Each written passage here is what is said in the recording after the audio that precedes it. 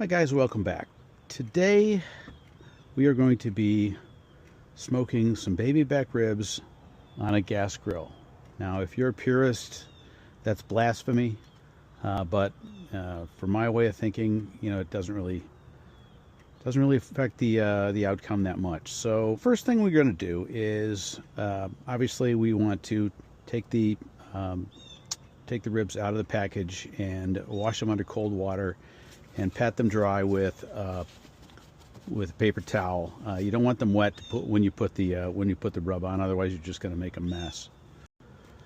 Now I like to apply the rub on the back side first, so we're going to flip these over and just any old rub really. I'm not all that particular, and just spread it on probably about a foot above pretty liberally, and you want to cover the whole thing, making sure you get the sides.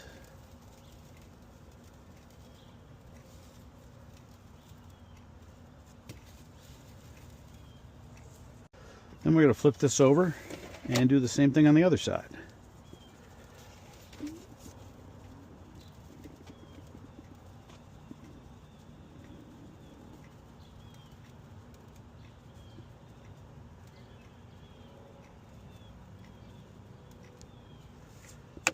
Pretty simple, really. After that, we're going to just let these sit for a while and let that rub sort of melt in. We're not going to do anything with it, but we'll probably leave it for 10 or 15 minutes. It's 10 minutes of 10 right now, so we'll keep an eye on the clock a little bit. Now, there are going to be some folks watching who are going to say, well, what about the membrane? You didn't take the membrane off, and what about the binder? You didn't put a binder on. I've tried it both ways. I've taken the membrane on, I've left it off, I've put a binder on, I've left the binder off. It doesn't really seem to make a whole lot of difference to the end result for me, and I like simple things, so I just don't do it. So if you like to put a binder on, put a binder on, and if you like to take the membrane off, go ahead and take the membrane off. Now, the way that I introduce smoke on a gas grill is I simply use a smoke tube. You can buy these devices online for, I don't know, $10, $15, maybe $20. There's all sorts of different kinds. This one I've had for about a year, and it works just fine to me. Some people have torches that they light these with. I like simplicity. I'm just using a heat gun. So here we go.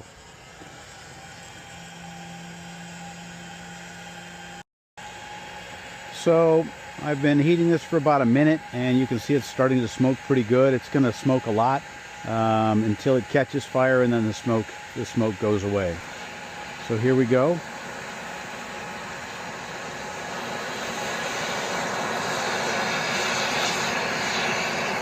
And I'll leave that go. Leave the heat on it for a few seconds to make sure that it's going good, and then I'll just pull the heat gun away. We'll let that burn off, and within a minute or two, it'll be reduced to embers and be producing a nice smoke. So it's been about 10 minutes, and you can see that the rub is starting to soak into the meat, which is exactly what we want, absorb into the meat. You can pat it in if you want. You don't rub it, you just sort of pat it in. And we're going to let it go a few more minutes before we put this on the grill. The grill's still heating up anyhow. So let's give it a couple more minutes. It's just about ready to go. It's got a nice color to it. We're going to pick that up, bring it right over to the grill.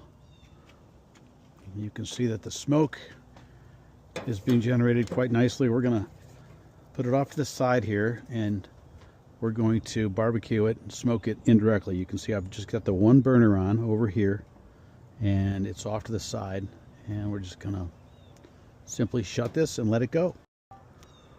We're gonna leave this on for at least a couple of hours until we get really the right color. There's no real set time. We're gonna let this temperature inside, internal temperature, get up to about 225 or so. Again, no exact temperature, but something in the 200 to 225, maybe 230 range. It doesn't have to be real precise. So we'll come back in a little bit and we'll check on it. It's been about an hour, and we're going to check on our ribs. We can see that right now the temperature inside the grill is about 225, 226, something like that, just like we had sort of indicated we wanted to have. I'm going to open this up and take a look. We can see that we're starting to get some nice color. The smoke is continuing. I do like to spritz. Got a little spritz bottle here. We just introduced some water and mix with a little vinegar just to keep things moist. It helps the smoke adhere and helps the color. Obviously helps keep the meat from drying out.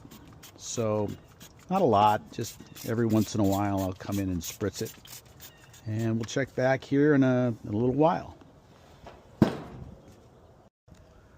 ribs have been smoking now for a little more than 2 hours, so let's check on them.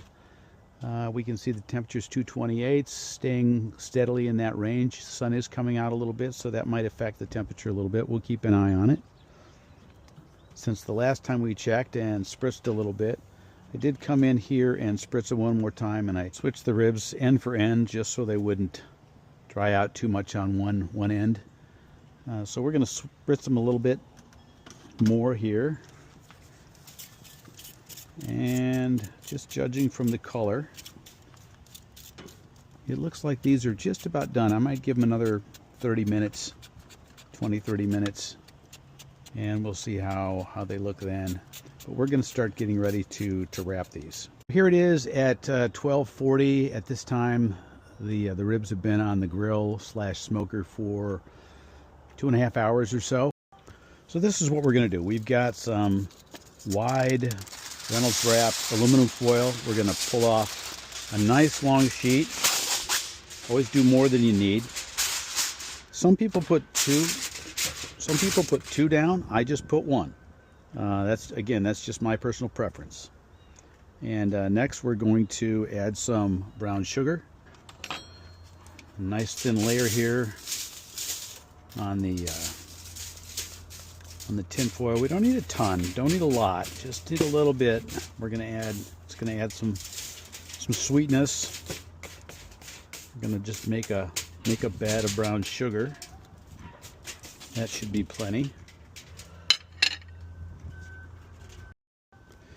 And then on brown sugar, what I'm doing is just adding some slices of butter.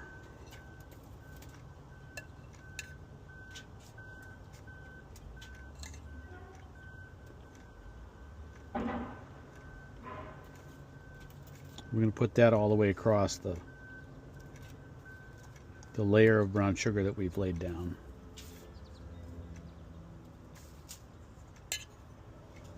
So that's kind of what it should look like when it's laid down. Again, it doesn't have to be precise. We're going to bring this over to the grill area. Try to get this a little closer. And then we're simply going to pull our ribs off and put them meat side down on top, just like that. Now we're simply going to fold the foil over the top of this, being careful not to make it too tight because we don't want the bones to poke through the foil. We want to keep this sealed. So we're just going to seal this up as best we can.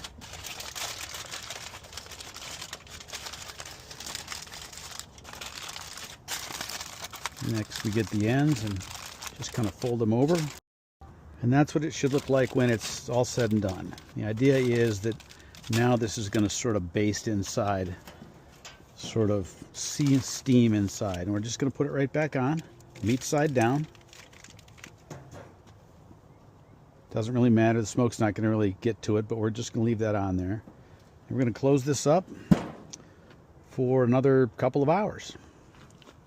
So it's almost 1 o'clock now. We will check back in an hour, maybe an hour and a half from now, and see how things are going. It is now a little after 2:30, and our ribs have been on our grill / smoker for an hour and a half. So I'm going to give it a quick check and see how things are going. I don't really expect them to be done yet to be ready to be taken up, but I just want to check them. So we're going to pull them off here real quick, bring them over here, and we're going to very carefully unwrap these. We do not want to we don't want to rip this tin foil. I keep saying tin foil, but it's aluminum foil. So we're carefully going to unwrap this and take a peek inside. And the first thing I see is a little bit of pullback for the bones, so that's good. Things are cooking, things are coming along, but I think it has a ways to go yet. So I'm gonna wrap it back up and put it back on the grill for at least another hour or so. I'm gonna carefully seal this back up.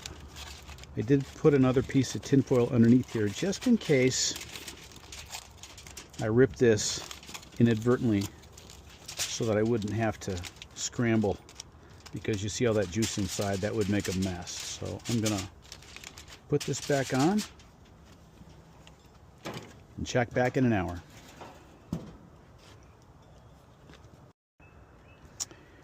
It is now a little after 3:30 in the afternoon. We've been going at it since 10 o'clock this morning. The ribs themselves have been wrapped now in the wrap process for going on 3 hours. We're going to take them off and take another quick look at them. I got to believe they're done by now. We'll check just to make sure, but I would be surprised if they need to go back on the grill. So again, some nice steam coming off of there. It looks like some of these bones are just about ready to fall out, so I don't think we want to leave this on anymore. We're going to take this off and just let it rest for a little bit. So here's a little process we've got to be kind of careful with. What we're going to do is grab this rack by the edge and just tip it up. See if we can't shake off a little bit of that juice. And just lay it down. Okay, then we're going to fold this back up carefully. As you can see, it can make a mess pretty quickly. So we're just trying to make a boat here so we don't make a complete mess. See, some of it's coming out already. We're just going to take this off carefully, and we're just going to move it out of the way right now. Okay? Not over the flames, just kind of set it there for right now. And then we're going to just move this here, and we're just going to let it sit for 5 or 10 minutes and cool down a little bit. And then we'll take it from there. So if you prefer your ribs dry, this is pretty much all you need to do. Maybe take a little bit more of the rub and sprinkle it on the top, and then put it back on the grill for another 30 minutes and you're done. My preference is for a wet rib, and that means putting some more barbecue sauce on the top. Not a lot, just enough to coat it. So that's what we're going to do here. Just make sure we've got a good coating over the meat side. They don't do the underside, just the meat side and the sides here.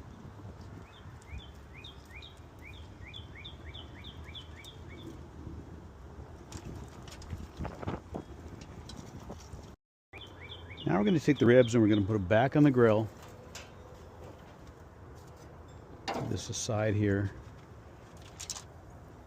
You got to be very careful at this point because they could fall apart. I don't think they're that tender, but now this next step is probably the most critical point of the whole process. You don't want to leave these on too long. What we're going to do is turn the burners on, or actually what most folks do is turn the burners on and flip these upside down and just let that barbecue sauce caramelize. You have to watch it closely though, because there's a lot of sugar, there's a lot of butter, there's a lot of oils, and these can burn very easily. So don't take your eye off them. It might take 5 minutes. I, on the other hand, being the simple man that I am, prefer to use the simpler method, and that is just go back to that heat gun. I'm going to turn this off here because we don't need that anymore. And I just spend about 5 minutes going over this with a heat gun to caramelize that barbecue sauce.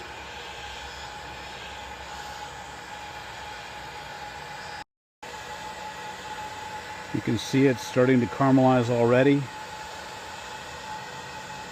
We want a nice caramel glaze on it. and maybe even a little burn mark here or there. But we don't want to make a crusty mess out of it. So we're going to be real careful.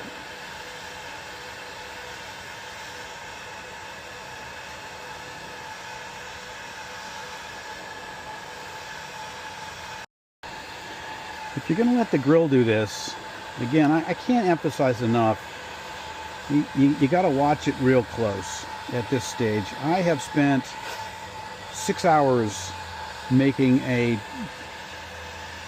beautiful rack of ribs, only to ruin it at this point by walking away for a few minutes to take care of a quick errand or a phone call, only to come back and find my my rack of ribs burned to a crisp. It can happen in a heartbeat, and again, just keep a close eye on it. That's really why I like doing it this way, because I can really control the amount of heat that's going into any particular place. I don't get hot spots. You can see I'm getting a nice dark color over on this end. It might take a little longer, but I think at this point it's worth it to take the time with all the time we've got invested in it. Okay, I have brought the rack of ribs inside to carve it up. It's been sitting here for 5 or 10 minutes resting. I don't know if that's, needed or not, but I like to let it just kind of sit there for a little bit, if nothing else, because pulling it off and trying to carve it up right away after taking it out the grill, these ribs are hot and they're hard to handle. So I let it sit there for a little bit. But before I carve this up, man, look at that. That is just a beautiful color on that. I think it's done just about right. I don't know if the bones are just fall off the bone or pull off the bone. We'll see. I like them either way. So let's get to carving this up. And this can be a challenge because of the way the bones lay. Take a quick look at how the bones are laid out here. So you can see they're kind of on an angle, and then they start moving this way. So there's no shame in carving it upside down like this either, if that helps. I do that a lot. I like to use a filleting knife. You need a sharp knife. There's a lot of meat between these bones, so I'm going to try carving real close to that one. There we go. That's a smoother cut.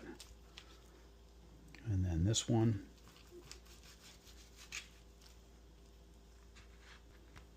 There we go. That is done just perfectly.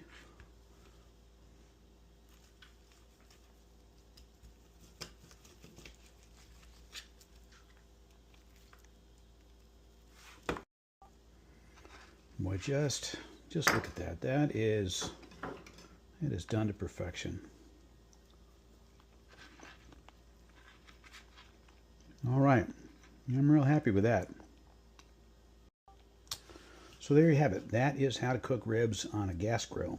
I hope you found the process enjoyable, and hope you try it yourself.